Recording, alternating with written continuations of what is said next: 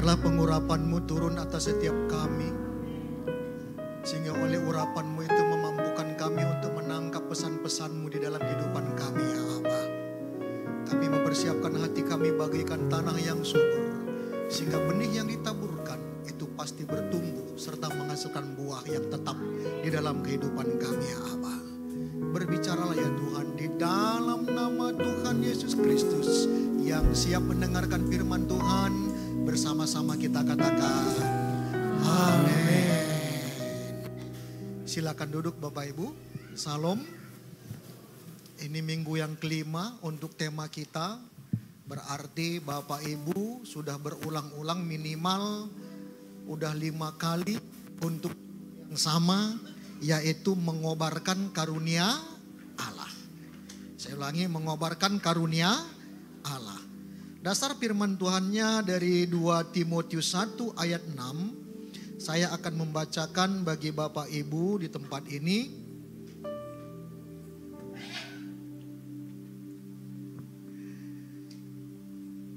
Karena itulah ku peringatkan. Karena itulah ku peringatkan engkau untuk mengobarkan karunia Allah yang ada padamu. Karunia Allah yang ada padamu oleh penumpangan tanganku atasmu. Ada kata peringatan tentang sesuatu yang ada pada kita itu untuk diaktifkan, difungsikan, bahkan dikobarkan. Katakan amin.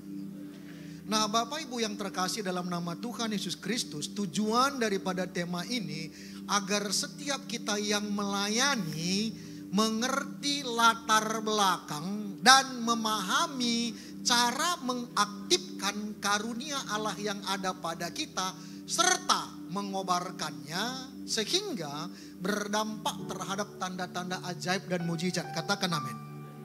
Dari tanda-tanda ajaib mujizat ini akan terjadi yang namanya penuaian jiwa-jiwa.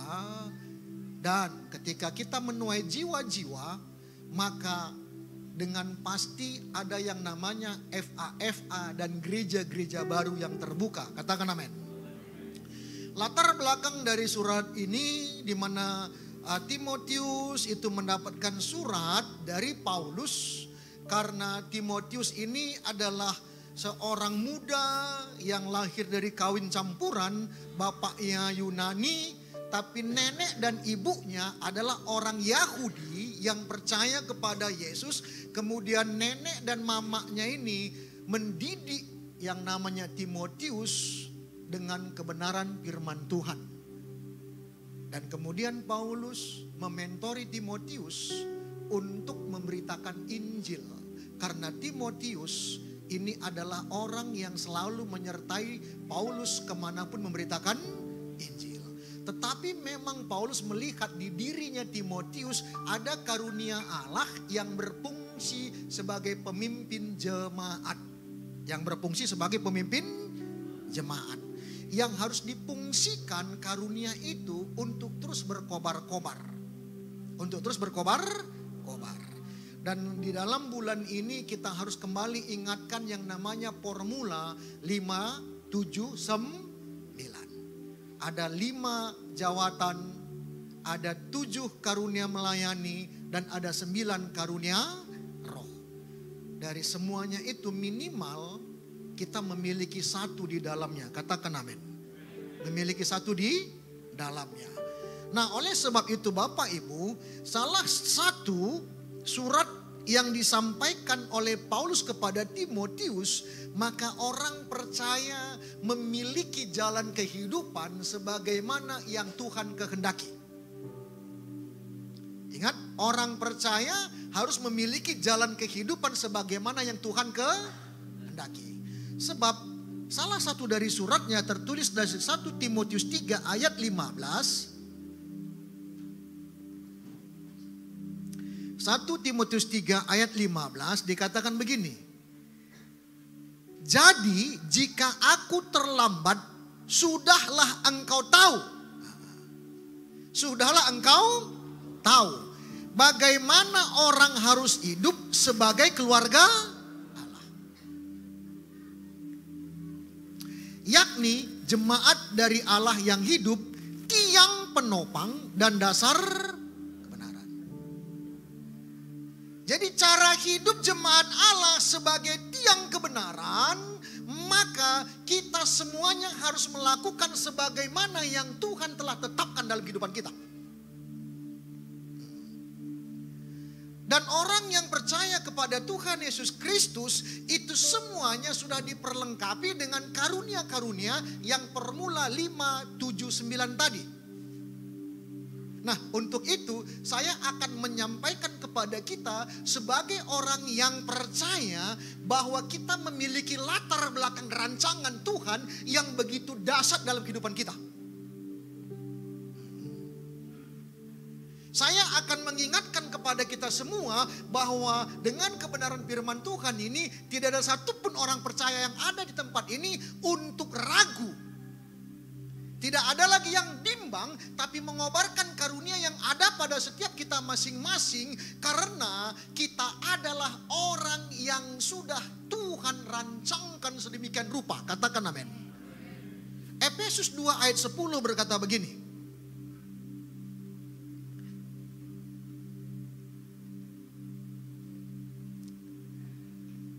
Karena kita ini buatan Allah. Jelas ya, kita ini buatan Allah. Bilang kiri kanannya, kamu yang buat Tuhan. Cuma 3 orang yang berbicara, yang lain masih berbahasa dalam hati. Ya. Nah, ketika kita dibuat Allah di dalam siapa?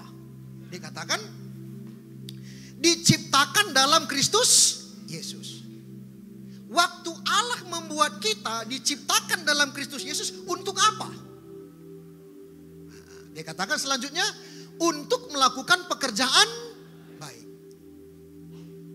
Pekerjaan baik ini bukannya kita yang minta, tetapi Allah yang menyiapkan bagi kita. Katakan amin.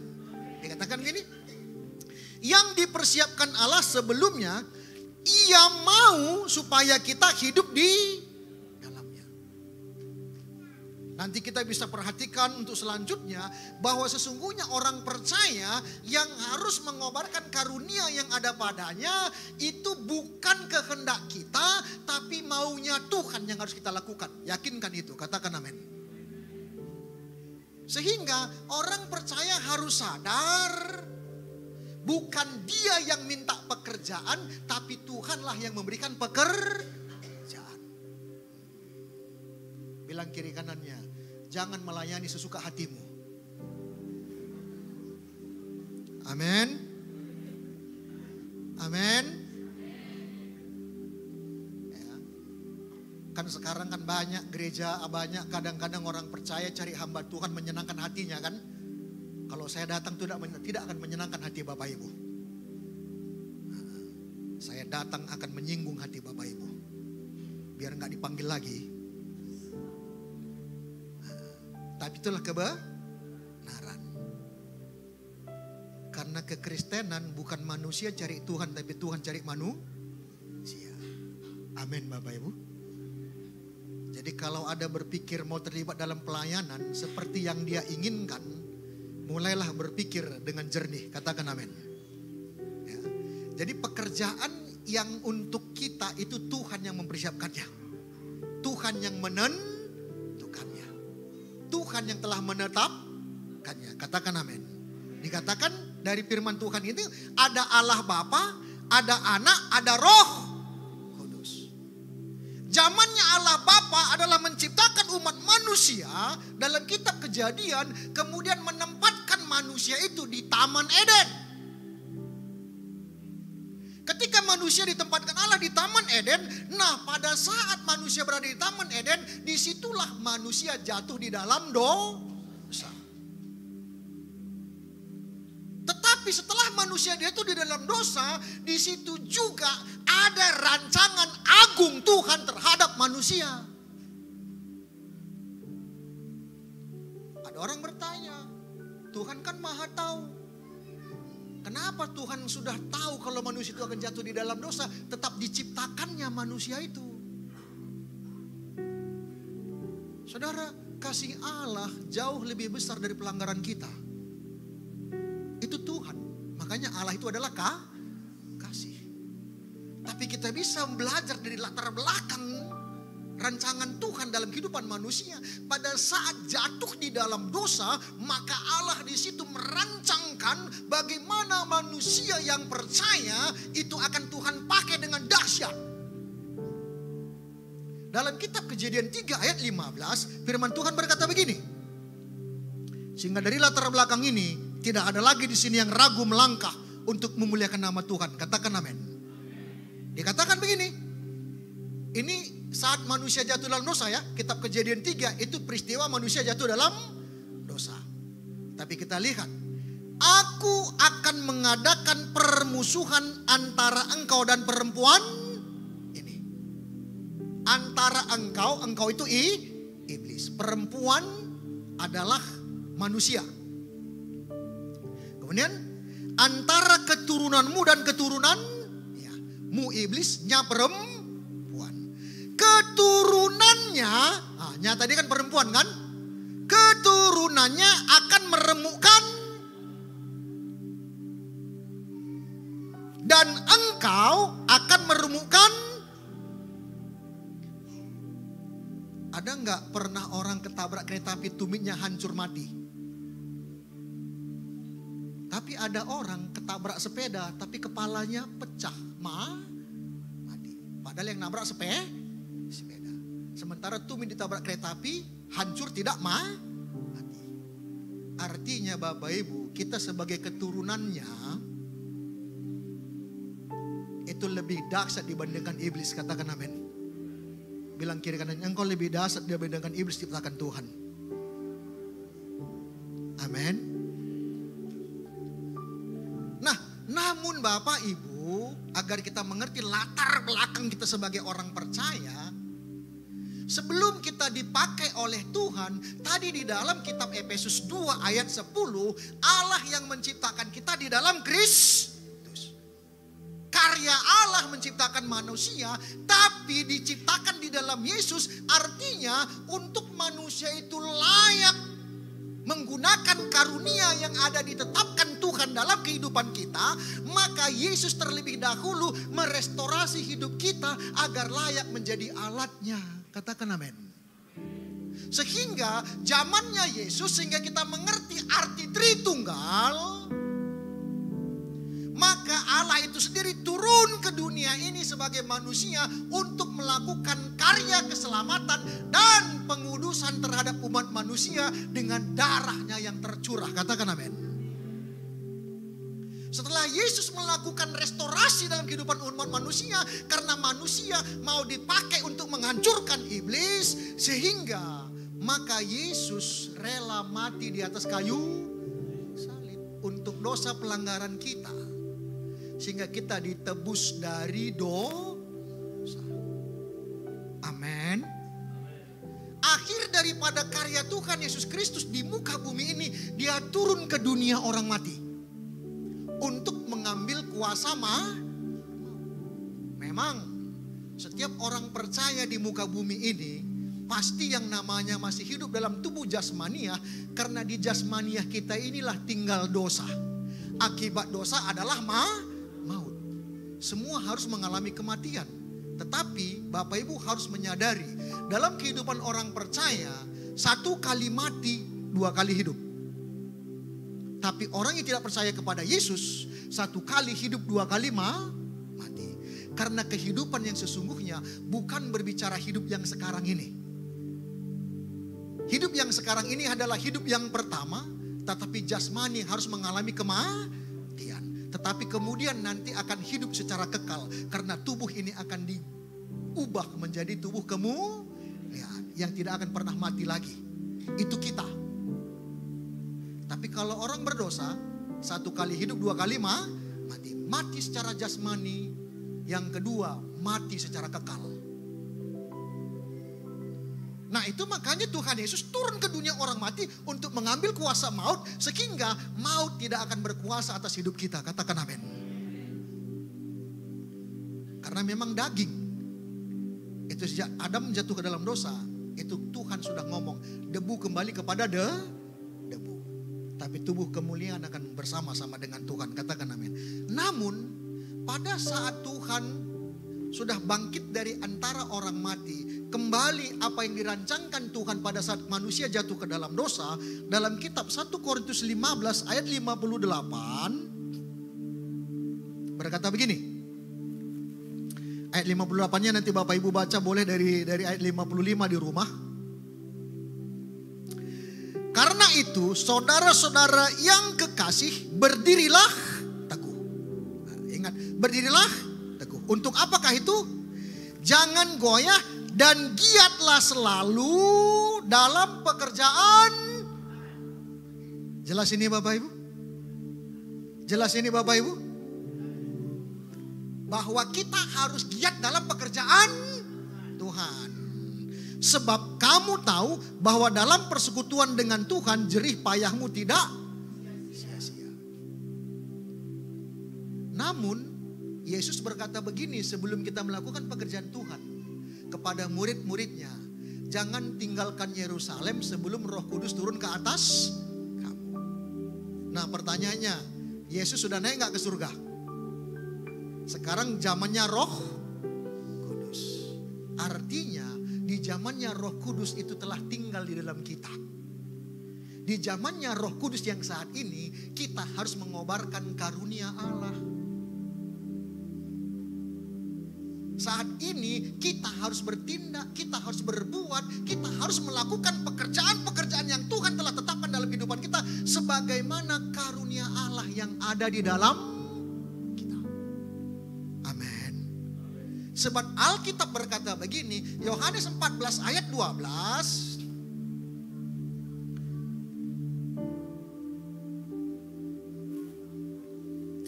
Aku berkata kepadamu sesungguhnya barang siapa percaya kepadaku. Jelas ini ya. Aku berkata sesungguhnya, ini sesungguhnya. Barang siapa yang percaya kepada Yesus, ia akan melakukan juga pekerjaan-pekerjaan yang aku. Sampai di sini jelas Bapak Ibu? Halo, masih ada orang sini? Sampai di sini jelas? Siapa yang percaya kepada Yesus, ia akan melakukan juga pekerjaan yang dilakukan oleh Yesus. Saya lanjutkan dulu. Bahkan pekerjaan-pekerjaan yang lebih besar daripada itu, sebab aku pergi kepada. Pertanyaannya, sudahkah kita menjadi orang percaya? Aminnya kan kececer ini. Sudahkah kita menjadi orang percaya? Karena dengan jelas di sini ukuran orang yang percaya, maka dia juga akan melakukan pekerjaan yang Tuhan lakukan. Tapi kalau kita belum melakukannya, apakah kita masuk golongan orang percaya? Karena temanya kobarkan karunia Allah dalam kehidupan kita. Dan setiap orang percaya memiliki minimal satu karunia. Di mana karunia itu Tuhan tempatkan di dalam hidup kita. Ketika kita melangkah bersama karunia itu, maka Tuhan akan melakukan sesuatu yang di batas kemampuan kita. Ingat, siapa yang percaya kepada Yesus akan melakukan pekerjaan Tuhan Yesus, bahkan pekerjaan yang lebih besar. Bukan kuasanya yang lebih besar, tapi pekerjaan yang lebih besar. Kisah Para Rasul 1:8, kamu akan menerima kuasa kalau Roh Kudus turun ke atasmu. Kamu akan menjadi saksiku di Yerusalem, Yudea, Samaria, sampai ke ujung bumi. Itu makanya pekerjaannya lebih luas. Dan bekerjalah berdasarkan karunia yang Tuhan tetapkan. Amin. Dan jadilah kita pengurus karunia yang baik. Jadi pengurus yang baik dalam pekerjaan, dia akan fokus kepada apa yang menjadi fungsi dan tanggung jawabnya. Katakan amin. Dia tidak akan lari dari fungsi tanggung jawabnya. Alkitab berkata begini, 1 Petrus 4 ayat 10.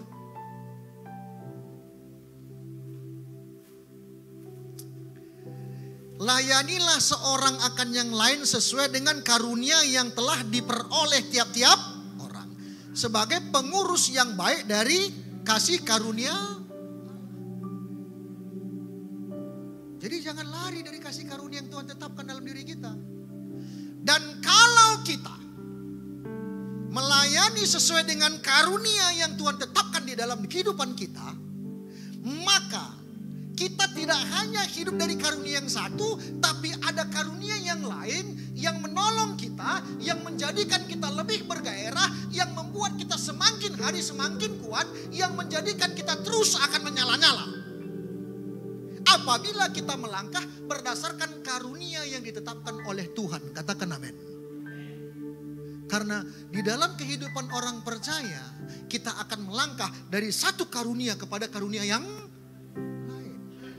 Dan kemampuan yang ada pada kita bukan lagi karena kuat gagah kita, tapi karunia yang ada pada kita itulah yang membuat kita semakin hari semakin kuat dan teguh. Karena kita melangkah berdasarkan karunia yang Tuhan tetapkan bagi kita. Amin Bapak Ibu. Sebab Alkitab berkata demikian. 1 Korintus 15 ayat 10.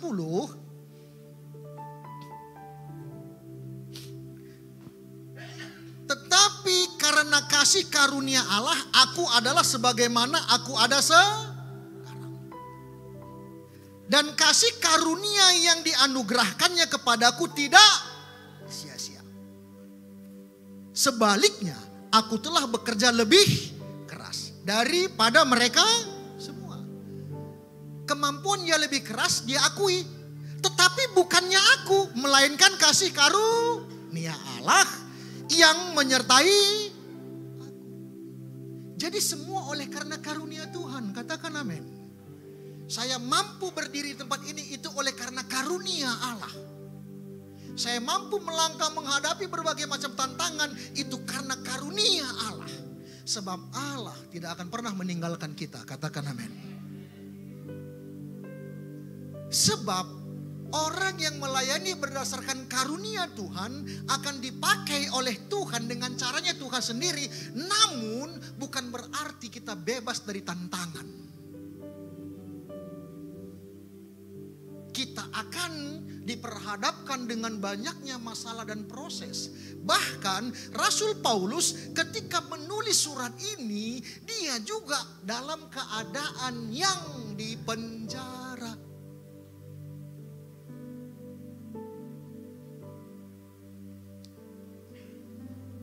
Bahkan sempat berpikir akan berujung kepada hukuman mati. Tetapi meskipun dengan penuh tantangan dan masalah, Rasul Paulus berkata kepada Timotius, kobarkan karunia yang ada padamu. Karena karunia Allah tidak akan pernah padam sehebat apapun tantangan yang kita hadapi. Katakan amin. Namun setiap kali kita melangkah berdasarkan karunia itu, maka tanda ajaib pasti terjadi.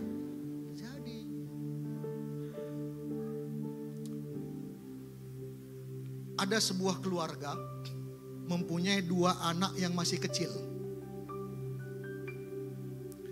Nah, tapi keluarga ini keluarga miskin. Sehingga tetangga-tetangga yang kaya itu tidak mau bermain dengan keluarga miskin ini. Namun 2 abang adik ini akhirnya mereka lah yang selalu bermain. Karena mereka hanya itu teman bermain, mereka saling mengasihi. Jadi abang adik ini yang masih kecil ini terus kemanapun bersama. Bermain bersama, saling mengasihi. Meskipun mereka tinggal di keluarga yang miskin.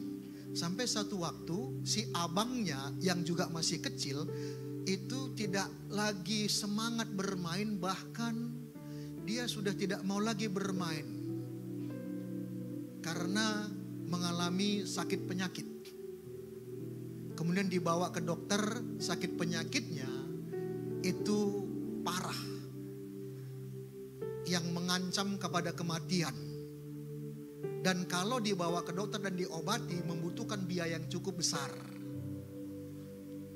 Nah, karena karena tidak pun memiliki biaya kedua orang tua ini, maka si adiknya satu kali mendengar cakap orang tuanya yang berkata begini, hanya mujizat yang bisa menyembuhkan anak kita itu. Mendengar itu, maka si adiknya yang tidak mengerti apa arti mujizat, kemudian dia masuk ke kamarnya, dia ambilnya celengan, dia pecahkan, dan dia kumpuli semua uang recehannya. Maka dia berangkat ke apotik, melangkahlah dia dengan ketidakmengertiannya. Dan karena dia masih kecil, apotik konternya tinggi, maka si penjaga apotik tidak melihat anak itu datang. Kemudian anak itu menghentak-hentak kakinya, kemudian menokok-nokok konter itu. Barulah si penjaga apotik tahu kalau ada anak kecil yang mau belanja. Dan si anak itu berkata, aku mau beli mujizat. Karena cinta dan kasihnya kepada abangnya, dia berkata, aku mau beli mujizat. Maka penjaga apotik berkata, tidak ada kami menjual mujizat. Tapi dia kemudian, karena mujizat yang bisa menyembuhkan abang saya, tolong berikan aku mujizat itu. Dia pikir mujizat dijual di apotik. Dan anak ini ngotot, berikanlah. Cuma dia abangku, cuma dia temanku.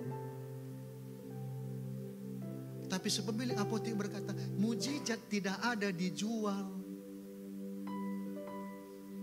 Nah, waktu anak ini begitu luar biasa perjuangannya untuk abangnya, ternyata di apotik itu juga sedang ada duduk seorang dokter ahli. Dan si dokter melihat bagaimana perjuangan anak ini dan mendekati si anak ini dan berkata, ada berapa banyak uangmu? Ayo bawa aku ke rumahmu, kata seorang dokter ini. Maka mereka bersama ke rumah si anak ini, dan si abang dibawalah ke rumah sakit, kemudian diperiksa. Ternyata anak ini bisa dioperasi oleh dokter ini. Dan kemudian anak ini dioperasi, sembuh dengan harga uang recehan. Bapak Ibu, siapapun kalau melangkah, tanda-tanda ajaib dan mujizat akan terjadi dalam kehidupannya. Amin. Melangkahlah dengan karunia yang ada pada kita. Dan jangan pernah takut. Amin Bapak Ibu. Itu sebabnya ketika penganiayaan begitu banyak terjadi di zamannya Timotius, karena pada saat itu dia berada di zamannya Kaisar Nero, di mana orang-orang percaya itu banyak yang menjadi jatuh korban, maka Rasul Paulus berkata, bersikaplah sebagai seorang prajurit. Di mana seorang prajurit dia akan berjuang tanpa memusingkan apa yang dia inginkan. Di tengah-tengah tekanan, di tengah-tengah penderitaan, maka tuh Rasul Paulus berkata, kobarkan terus karunia yang ada padamu. Kenapa bersikap sebagai seorang prajurit? Di dalam kehidupan seorang prajurit, yang paling pertama yang diinginkan oleh prajurit yang tertulis dari kitab 2 Timotius 2 ayat 3 dan 4 adalah bagaimana agar pemimpinnya itu disenangkan. Katakan amin.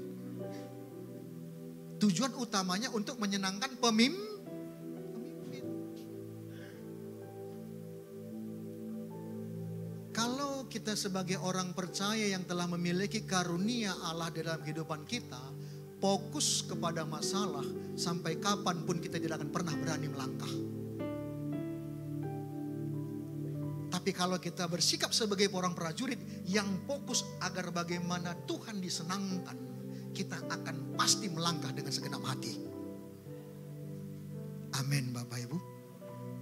Ingat, penderitaan, penganiayaan, tantangan tidak akan bisa memadamkan karunia Allah yang ada pada kita.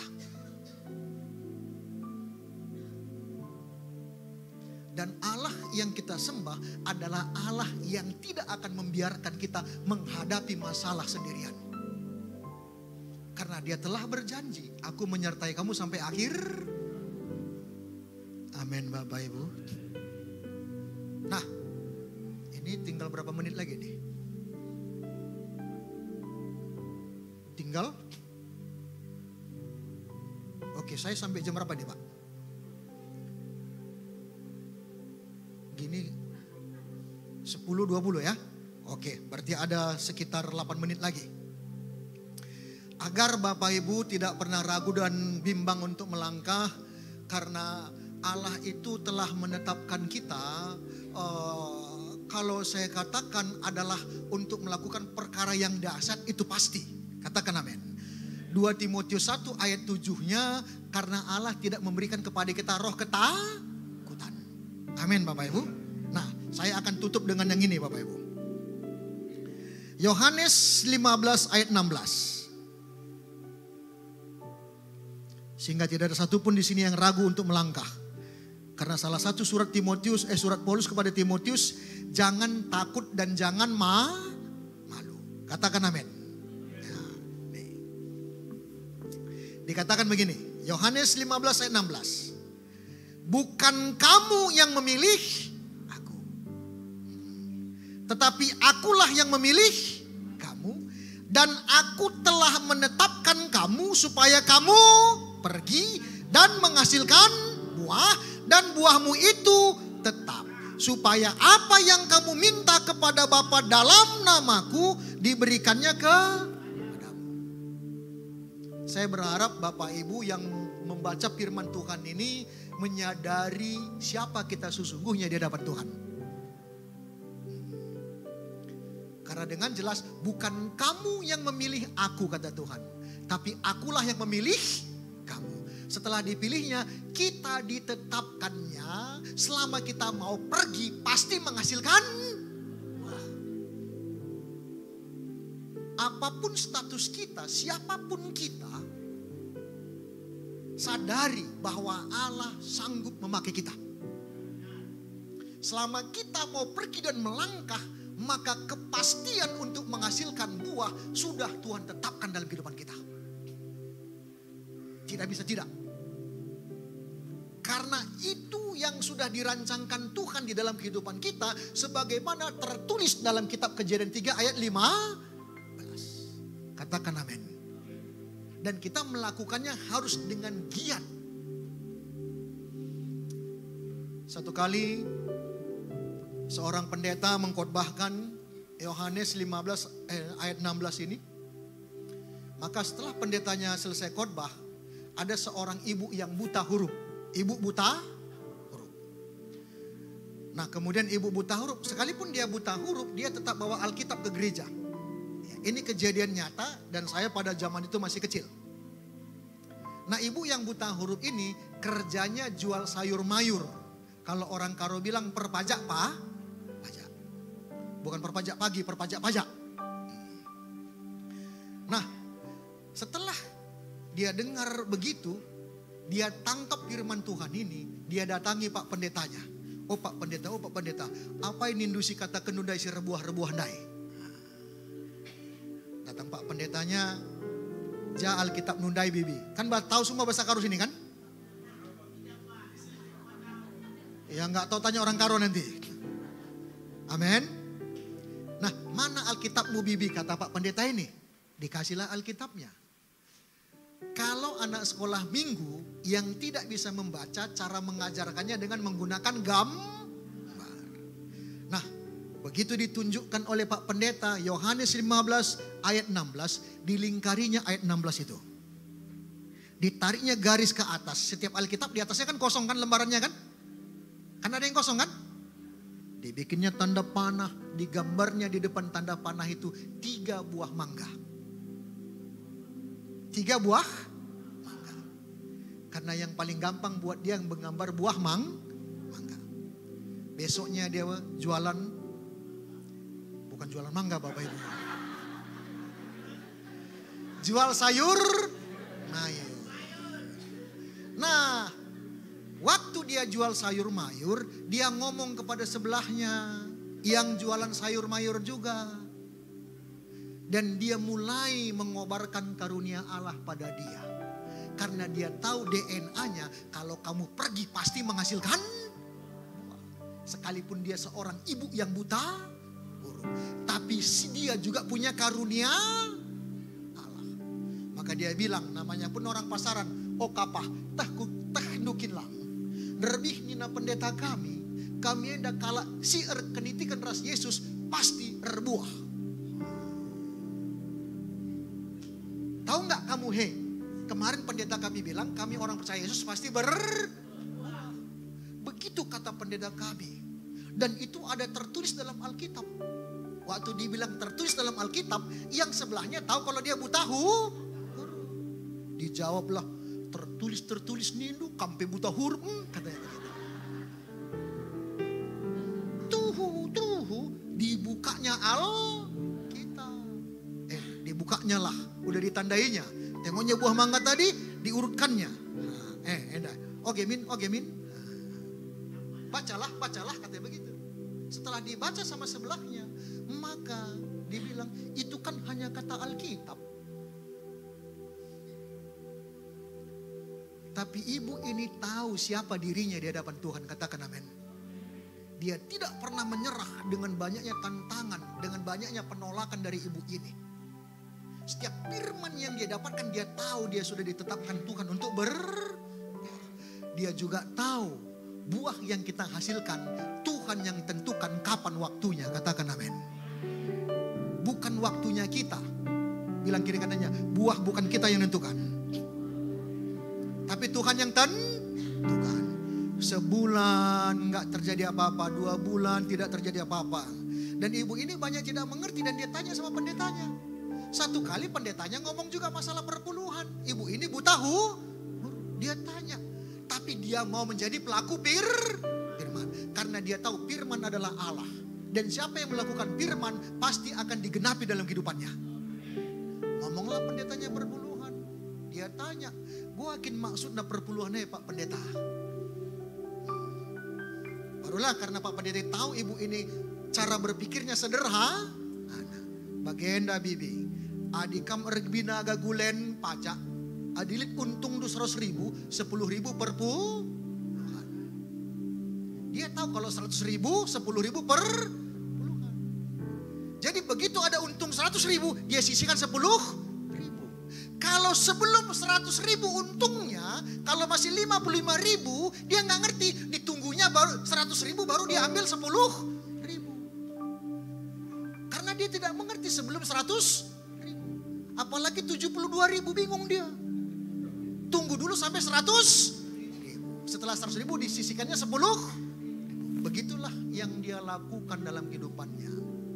Dan setiap hari Minggu orang kecarian di mana dia. Karena hari Minggu dia tidak jualan. Tetapi selama dia berjualan, maka orang akan penuh berdatangan di tempatnya dia berjualan. Amin. Karena dia pelaku firman. Sampai satu kali tanya orang, mana ibu ini? Hari Minggu kejual ke gereja dia. Pantas jadi berkat ya, katanya begitu. Amin Bapak Ibu. Nah, 4 bulan tidak terjadi apa-apa, 5 bulan tidak terjadi apa-apa kawan sebelahnya. Tapi dia tetap bersaksi tentang siapa Yesus dan dia tetap hidup berbeda dari yang lainnya. Katakan amin. Baru di bulan ke-6 Bapak Ibu, sebelum gereja dimulai, ibu itu berdiri di depan gereja cakap-cakap. Dari jauh dia lihat ada orang yang belum pernah ke gereja, tapi seperti dia kenal. Semakin dekat, semakin kenallah siapa orang yang datang ke gereja itu. Ternyata orang yang di sebelahnya jualan. Tetapi bukan hanya yang sebelahnya jualan, anak-anaknya pun ikut ke gereja. Karena waktunya Tuhan. Dan Tuhan telah menetapkan bahwa kita menghasilkan buah. Pertanyaan yang berikutnya, tolong angkat tangan di sini siapa yang buta huruf? Halo, masih ada orang sini? Gak ada yang buta huruf kan? Pertanyaannya yang berikut, kalau yang buta huruf saja bisa, bagaimana tentang kita yang tidak buta huruf? Sini, lana yang ngerana pe. Udah diam semua malam kudus. Amin Bapak Ibu. Tapi saya mau ngatakan begini, ini bukan berbicara buta huruf atau tidak buta huruf. Ini berbicara melangkahlah, kobarkan karunia Allah yang ada padamu. Siapapun engkau, apapun statusmu, begitu kamu melangkah maka Tuhan pasti menyertai kehidupan kita. Dan yang namanya buah yang tetap itu Tuhan akan lakukan di dalam kehidupan kita. kobarkan karunia roh itu. Bagian kita mengobarkan karunia roh. Mari kita berdoa. Bapa, hamba-Mu berhenti sampai di sini menyampaikan kebenaran firman-Mu. Tapi Engkau Allah tidak akan pernah berhenti bekerja melalui kehidupan kami. Biarlah Kau berkenan menggenapi firman itu dalam setiap kehidupan umat-Mu di tempat ini. Karena Engkau telah menetapkan kami untuk